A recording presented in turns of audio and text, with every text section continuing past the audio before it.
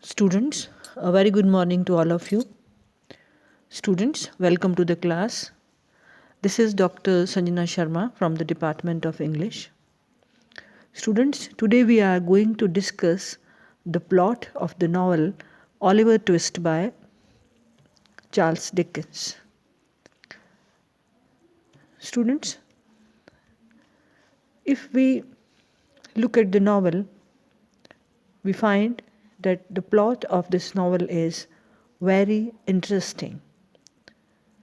Students, the plot of a novel is a synthesis of all elements that make up the material. Students, you know very well that a plot is different from the story. Story is an essential component of the plot of a novel. Story provides us with the framework or the form of sequence of events related by the forces that cause them to take place. Students, as we know very well that Oliver Twist is a typical Charles Dickens type of novel.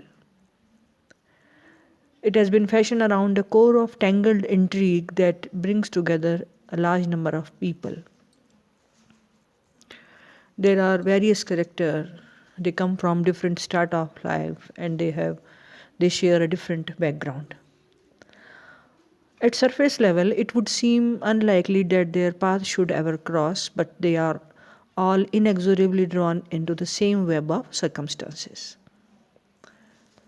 Students, in this novel, Dickens has suggested that lives of people of all stations may become intertwined. No one is safe from being influenced by the action of others. The resulting complications of their unraveling contribute a large measure of mystery and suspense. Critics sometimes use the term denouement in connection with the resolution of a story. This French word simply means an unknotting or an unscrambling of a jumble of twine. The characteristic distinguishing ingredients of plots are conflict and resolution. In Oliver Twist, these are dual conflicts.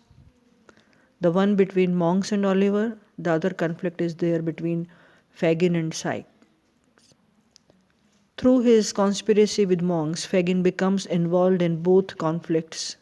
He also becomes the agent whose decisions trigger the two lines of inevitable action, which subsequently converge. The crisis in Oliver's conflicts involves no significant desire on his part.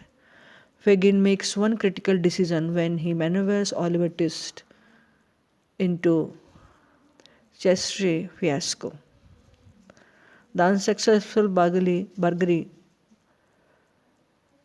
is a climax in the boy's misadventure. The grim disaster leaves him utterly helpless. But it is turning point and his fortunes steadily improve from there. The resolution of his difficulties is achieved by Brownlow's triumph over Monks. In the smoldering rivalry between Sykes and Fagin, the crisis is reached when Fagin actually plans to have Sykes murdered. Fagin's first attempt to eliminate Sykes involves having Nancy spied upon. This leads directly to the climax of the girl's murder. With this deed, the entire company of thieves is drawn into a whirlpool of events which ultimately brings them all to ruin.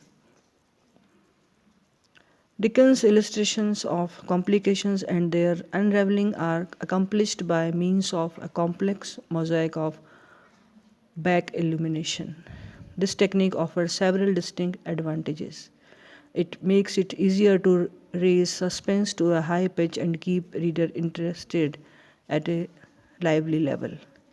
In order to draw the numerous persons into the current of events, Dickens is forced to make liberal use of accidents and coincidences. By using tricks and techniques of dramatists, Dickens is able to obscure his coincidences and accidents to the point where reader scarcely notices. In chapter 49, if we look at it in a observing manner, Brownlow undermines Monk's resistance with the startling words, "The only proof of the boy's identity lie at the bottom of the river, and the old hag that received them from the mother is rotting in her coffin." These are the exact words that Nancy claimed to have overheard from Monks while she was engaged in her risky game of eavesdropping on Monk's secret meeting with Fagin. Novel exhibits many characteristics of melodrama as well. Students, the quality of patho or sentimentality is freely injected, most graciously in the case of Oliver's friend's little Dick. The portrait of Oliver's mother and Monk's scar are signs used as recognition devices. Other examples of melodramatic apparatus include the doings of the evil brother, a destroyed will, assumed names, and the discovery of unknown relatives. The romantic subplot between Rose and Harry uses element of melodrama. In the contest between the evil and good forces of the book, Rose stands out in a dazzling display that would today be called goody goody. Harry's noble abandonment of the fame and fortune for the sake of true love is lofty tribute to virtuous sentiments. It could happen in real life, but it often does not. Although the romance is hardly a vital element of the plot, it does follow established literary traditions and provides a center of interest for bringing the book to a conclusion. So, students, thank you for today's class. Thank you very much.